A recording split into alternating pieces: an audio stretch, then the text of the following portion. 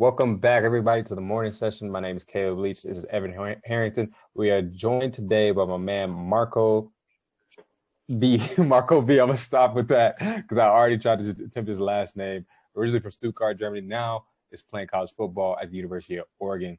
Marko, thanks for joining us on the show. Welcome to the morning session. Thank you guys for having me. Definitely. So we've continued this topic of culture and the differences between the U.S. and Europe and the journey. Marko, you're one who could speak directly to it. What is something that you would say is a huge difference at the U19 or the high school level that is between Germany and playing high school ball in the U.S.? I would say the biggest difference is the level of commitment. I would say that you have to have here in the United States compared to anywhere in Europe, I would say. I always like comparing football here to kind of what soccer is in Europe right now. I know there, once you get to the higher levels of soccer, it's really an everyday thing, 6-7 days a week. And that's the same thing here. If you really want to play college football here, and even in high school, it's 5 days a week. And then once you get to college, it's 24/7. So I would say the commitment level is the biggest thing. And then obviously some competition levels factor into that as well. But I would say the commitment stuff just plays into everything. It plays into how you grow as a player, how much playing time you can get, how good you become, how much you can put yourself out there for coaches to see. So, Oh, that's perfect answer. And you played with you played in a very reputable and well-known youth program in Germany. Stuttgart Scorpions. It's not a weak program by any means. Like, it's very good. So how was that transition going from Stuttgart to Oregon? It was definitely, I would say it was a big transition for me. I know when I moved here first, it was my sophomore year, and I played JV for a year. It took some adjusting. I think I didn't make a big jump in my game until I really kind of started training with some trainers here, and really working on my skill every day. It's definitely, though, and they take it very seriously down there in Stuttgart, and they do a really good job of developing athletes and developing athletes into really good players. And I know there's a few really good players on our team there still right now. So, Marko, for everyone who does not know, can you explain kind of your process and the thinking of how'd your family come to the decision to go from, hey, let me take my talents from here in Europe and make that jump to America? What was the thought process of that? What were you guys thinking as to why you should do that? So it was actually because of my dad. My dad actually got a job offer in Portland my freshman year when I was my ninth grade year in Germany. And then he asked us as a family if we wanted to go there for 3 years. So for me to finish high school, and then now they're all moving back. But that was just, it came out of nowhere, and we decided as a family that it was going to be a good opportunity. I knew for myself it was kind of the opportunity I wanted, because I knew that it would give me a better chance of getting into college, or at least giving me the opportunity to try to get into college for football. So, it was definitely, it really came out of nowhere, but it worked out really good. That's awesome. So can you kind of explain the adjustment, or what's been the biggest difference? Because we dove right into it. Just tell everyone where you're going to school at. How's the transition been to going from high school to college football? Is it everything you expected? Have you heard or talked to anyone who's been in your shoes, who came from Europe and then are adjusting to playing college football? Jacob Johnson, played for Stuttgart there. He's now playing with the Patriots. Was that kind of motivation that, hey, I can do this and take the next step as well? Well, I would say the biggest thing for me from high school straight into college was just, like, I didn't underestimate college, but I kind of did, because it's really way more than I thought it was going to be. Like, the commitment level is really at a whole different level, and it's really, like, you really have to put in that hard work every day, and you got to stay consistent to build habits and all that. And I also talked to Jakob on the phone, just about how his life in college was and what advice he had for me, and we just talked about everything, and he just told me that just keep my head down and grind, and whatever happens in these 4 or 5 years as long as I give it my all, I'm going to be happy with whatever outcome happens. And obviously he's motivation for me. Hopefully I can play in the NFL one day. I know it's a long process, and I know a lot of hard work is going to have to go into that, but I know just if I just give it my all every day, it's going to stack up, and hopefully one day it can pay off. But if not, I'm going to still be happy with the outcome because I know I give it my all.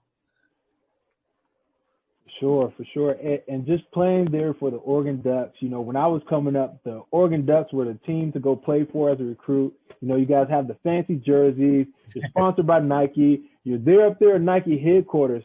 Talk about some of the other cooler things outside of football or that come along with playing for college football programs, you know, like the shoes and, you know, the nutrition program that's there all the time. The helmets. I know you guys got a barbershop in your locker room, all that crazy stuff. Well, I would say, like, still for me, sometimes even when I just walk into the facilities every morning, for me, sometimes I'm still walking there and I just look up, I'm like, I'm really here. Like, sometimes it still doesn't feel good to me. I just keep, like, in my head, I'm like, damn, like, this is what I dreamed of. And now I'm, like, walking in every day. Sometimes I don't even notice that I'm here because it's just become so normal. But I would say, like, the perks of being a college student athlete or a football player in college is, I would say, obviously the gear that you get and just the way they treat you. You really get fed really good, good food every day, and they really take care of you. They want you to be physically ready for everything. They want you to be mentally ready for everything, and they really do care about you as a person. And so, yeah, there's a lot of people working hard for you that you don't even realize at times. But then outside of that, the facilities, I mean, the weight room's amazing. Our equipment's amazing. It's so cool every day just seeing my helmet when I take it out of our helmet bin, just seeing my helmet, the number on the back of my helmet, it's saying Oregon on the side of it. It's just still surreal sometimes. And yeah, just the cleats and all that, it's pretty dope. I was gonna ask too, just on those moments, because I know Evan, you had your starstruck moment, and I had mine when I was a freshman in college. Like, you're still having those moments, like, man, I'm still here. But what was the first thing that was just like, oh my gosh, I'm playing college football? What was that starstruck moment for you? I would say my first moment was, honestly, it was my first ever lift with the team. So I came out, I was like, all right, we're going to lift again. Like, and I was lifting the offseason. Like, all right, I'll be fine, everything. And it was a Friday. And in the offseason, we have leg days on Fridays. I was like, all right, this is going to be fine. But we lifted and everything. And afterwards, I was so, like, I had no energy, no nothing. I was destroyed. And I was sore for like the next 5 or 6 days. Like, I could feel a week afterwards, I was still feeling like my legs were still sore. And I really had to get adjusted to it. And I was like, damn, like, this is a whole nother level. Like, this is just their normal workout. I can't imagine, like, because they even told me we go harder sometimes. I'm like, damn, like, this is really, like, intense. And then I would say another moment was just, I don't know, I think just in practice, sometimes I just realized, like, I'm just standing in practice next to some of my teams. I'm like, last year I was still watching him on TV, like, seeing them on social media, this and that. And now I see them every day, talk to them every day. So, yeah. That's crazy. No, that's crazy. I know for me, I think the first time I had that moment was probably when I got the gear. I don't know about you, Evan, but when you get like 3 or 4 pairs of shorts, and then I was like, man, I don't have to worry about what clothes I'm gonna wear when I'm walking around. I got some extra stuff. You know what I mean? This is really, really cool. And then when we had our first TV game, so I'm excited for you when you have your first TV game and you realize how long these TV timeouts really are. Yeah. Yeah. You have that too, Ev? Yeah, for me, my first, I would say, starstruck college moment was when my first game, because I transferred from junior college, we were playing Colorado State, and it's called the Rocky Mountain Showdown, and we played in Mile House Stadium, which is the Denver Broncos stadium. And I just remember coming to that tunnel, Ralphie, who's our mascot, the Buffalo's right there, and, you know, they're just saying, here comes Ralphie, and I come out, man, and I just started crying, like, man, like, I really made it, you know, I made it to this level, and my name's on the back of the jersey, my parents are in the stands, like, that was my moment I'll never forget. That's crazy. It for me was also when I saw my name on the locker, and then when I saw my name on the back of my jersey last weekend, I was like, damn, like, this is real. My name's on this, and like I have my own jersey now. I've never had my name on the back of any jersey before, so it's like it's so surreal still. And also, my first time we walked into Autzen Stadium just for a practice. I just remember like I walked in before I was at games, before even on my visit I walked in, but I was like that first time when I walked in, got a helmet and put it on, and then like the lights came on and everything was like lit up. I was like, this is different. Like this feels way different than it does in the stands. Like I'm actually standing on the field about to do drills and everything. So yeah. Oh man, that's crazy. And I know Pac-12 has been crazy with the with Corona restrictions in the season. When do you guys actually start for everybody? Like when does the season start for you? So our season starts this Saturday. We open up versus Stanford at home. I think it's 4:30 Eastern time for is it Eastern? I think it's 4:30 Pacific time. I'm not sure though, but it's 4:30 either Eastern or Pacific. But yeah, we play Stanford at home, and then we have 6 games this year. And then after those 6, depending on how we do, hopefully we have a championship game. Okay. Which would be the 7th game. And I'm not sure, though, what the Pac-12 has said yet about Pac-12 teams participating in any bowl games. But, yeah. So it would, I think, 7 games are for sure. No, that's cool. Actually, your first game, it's really cool that you shot that out, is against Stanford. Thomas Schaefer is another Euro guy. He's from Austria. He's playing on Stanford's O-line. Yeah, he's I want to tell you he's like number 73, 74. Thomas Schaefer, look up the roster, go dap each other up after the game, send us a photo. If you don't, I'll make sure someone takes the photo of you guys. It's just a cool moment. And it's not every day you get to see 2 guys from Europe who had this dream touching a college football field, right? So good luck this weekend. I'm neutral. I mean, I guess we're neutral who we're cheering for. But, hey, man, if you get on that field, I'm cheering. Yeah. Hey, just know when you guys play Colorado, I'm cheering for the Buffs. You know that's my team. That's my school. Go Buffs. I know Valentin is playing offensive line there for the Buffs, so make sure you check him out as well when you guys play them. Another Austrian kid who's playing there in the Pac-12, which I think is just amazing. And that brings me to our next question, Marko. Do you realize as you're playing for Oregon, do you get that kind of country pride as well as, hey, not only am I representing my family, but, you know, I'm representing my country as well. You know, I'm not sure, but I imagine you're the only German player on your team and the only player on your team with Croatian roots. Like what sense of pride or what sense of feeling do you get from that, man? Yeah, that was really when I saw my jersey. Then again, the other day on my jersey, my name on my jersey, I was just like this is like, I'm trying to build my legacy. I'm trying to get my family name out there and everything. And I know that I mean a lot to a lot of people back in Germany, and they want me to represent the Scorpions or just even the state of Germany or just my hometown in Germany. And just the same thing with my parents and my family. They're just all proud of me, and it's just surreal and just nice to see every time all the love that I get from back home. When I do things here or when I just send them pictures of certain things, just to see their support and knowing that they always have my back no matter what, it's just great. Yeah. So, and then that brings me to my next question. Do you talk to your friends back home or younger guys, because you're playing at the highest level, you're playing at Division I level.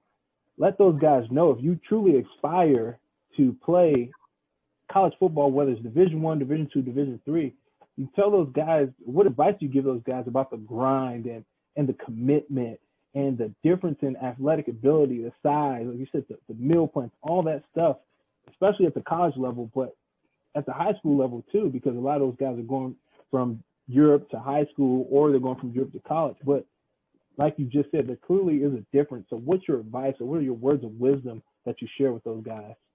Yeah, I always tell them that you always just got to keep working every day. You never know when your opportunity could come. It could come tomorrow. It could come in a few weeks. It could come in a few years. Maybe it comes never. But I feel like your opportunity always comes at some point. And that's why for me, it showed I experienced it myself. My opportunity came out of nowhere. And I always just tell some of my friends here, some of my friends back in Germany, I always tell them, hey, if you keep working every day, get on the field, get in the weight room, make sure your nutrition's on point, make sure you're always at your best performance, make sure you get out there, play other guys, get some one-on-ones in with some other dudes, and just always keep training, because you never know when your opportunity can come. And when your opportunity comes, you want to be ready. You don't want to mess it up, let it go away, and then afterwards you're going to be there like, I had my shot and I wasn't ready. Like, because that's the type of thing that you're going to regret for the rest of your life, I feel like. So it's always, as long as you always do what you can, and as long as you know you did everything you could, as long as you left it all out there, it's always, whatever happens, happens, but you're going to be happy regardless. Obviously, you want the thing you always dreamed of to happen, but even if it doesn't, you know you gave it your all, and that's why you're always going to be happy regardless. I love it. I love it. It's like that saying, stay ready so you never have to get ready, right? Exactly. Yeah. I love it, man. I love your attitude. So there's this debate we've been having all week on Twitter, Facebook, Instagram, all these things. We kind of touch on in this conversation, and I'll use this to wrap up our convo today. Do you think it matters where you play football in order to get recruited, to be witnessed, to be scouted out? Does it matter if you're playing at a specific high school or a specific state in the US? Does it matter if I'm playing in a specific country in Europe? Marko, what's your opinion? I would honestly say it's both like fact and fiction.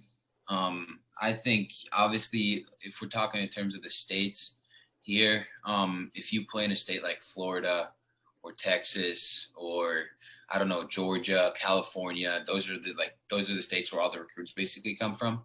Yep. It definitely helps if you're in one of those states, one of those bigger high schools, like I don't know, like IMG Academy or Bosco or Mater Dei, some of those high schools. And then again, because sometimes when you live in a state, I don't know, like Wyoming, I feel like you can get overlooked if you play for like a school that just maybe has like 20 guys on their football team and they play like 7 to 8 games a year. But that's why obviously I feel like here in the States, competition does matter. But then again, I also feel like if you're a good player, coaches are going to see you if you make the effort to go out, go to their camps, send them your film every day, just spam them, and hopefully one day somebody sees you and then you get your opportunity. And in terms of like overseas, I also feel like we've seen it. A lot of guys get the opportunity here because of their athletic ability, because they've put some stuff on film that's amazing, even though they don't play in the States. So that's why I would definitely say it's also fiction, because we've seen some guys do it. And I'm pretty sure we also had one guy in Germany go straight from Germany to the NFL.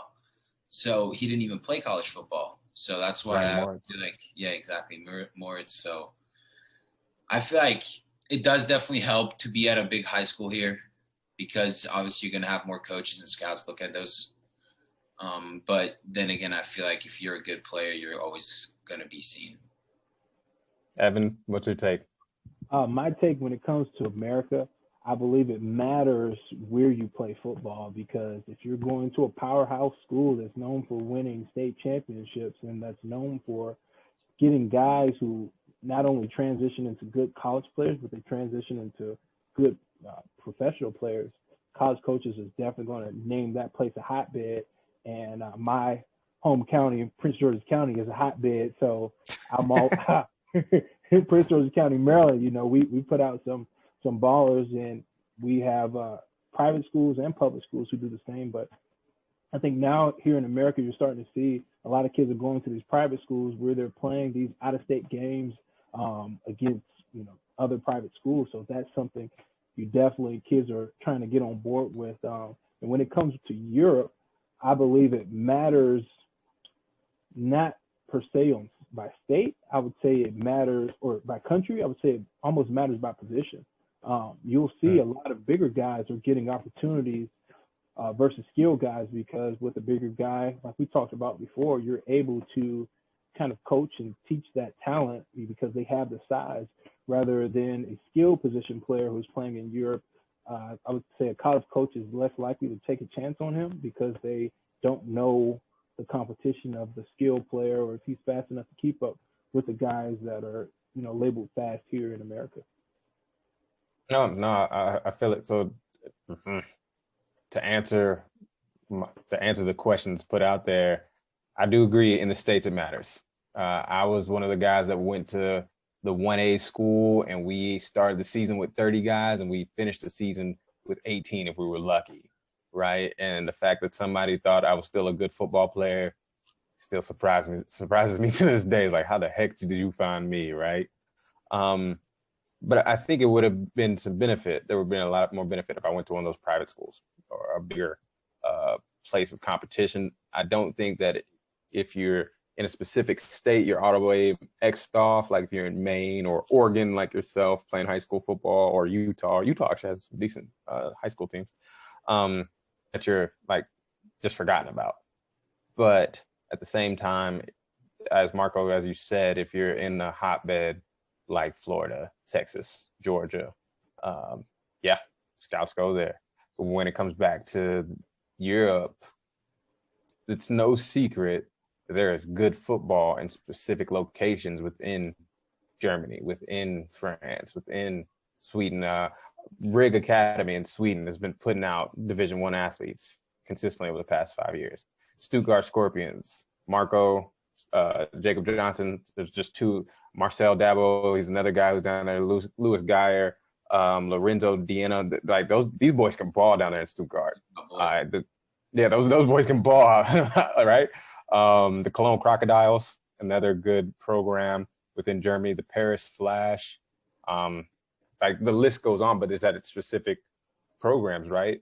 And I think all of us could agree that in Europe, you know where to go based on where the coaches are, where you're going to receive some solid development. So I would say it's fiction to an extent that like, oh, if you're a good player, you won't be found. But it is true that if you go to a place that is known with good coaching, good competition, and good development, you got a better shot. Yeah. And I would also say just with the competition in Europe, if you go to one of those bigger teams, I know how much it helped me going to the Scorpions. I know how much it just helped me. I came in when I think I was 15 or 14 when I came there. And I just know how much it helped me the first few weeks, just going up against all those guys. I went against Louis every day in practice, basically. And it just helped me so much grow as a person. And that's why I feel like definitely going to one of those bigger clubs in Europe, or like the Unicorns, they always have good players. So it's always going to help you as a person and as a player. That's why I definitely agree that has a big role in Europe too. And yeah, like he also said, with the skill positions and the line positions, it's harder for a coach in college to coach up a skill position. And especially because there's also so many good skill positions here in the United States that it's sometimes harder to find. It's just harder for the coaches to take a chance on them when they're over in Europe compared to here. It is, but hey, man, like you're doing it. You're playing DB as this Croatian kid that grew up in Germany, and you're playing at Oregon, one of the most swaggy schools in the U.S. So the whole stigma, the stereotype that it can't be done, forget it. Like, put it to bed, man. Put it to bed. Put it to bed. Go kill it. If you get a shot this year, just like you said, right? Stay ready. If you get a shot this year, ball out, because we're gonna be there just to be hype and cheering. We're all in your corner. Oh man, I'm so excited for this. Man, I mean that's it. Thank you for your time today. I know you got class and extra workouts, and you probably just want to sleep a little bit too. Yeah, I got some good sleep in tonight, but yeah, I got class now. Hey Marko, we're so proud of you, man. Representing all the European kids, man. Whether you know it or not, you're inspiration to the next wave of kids growing up, man. So keep doing your thing. Stay positive, man, and we're supporting you. Appreciate it. I definitely will, and we'll keep in touch for sure too. Awesome. All right, brother. Take care. Thanks for having me. All right. Peace.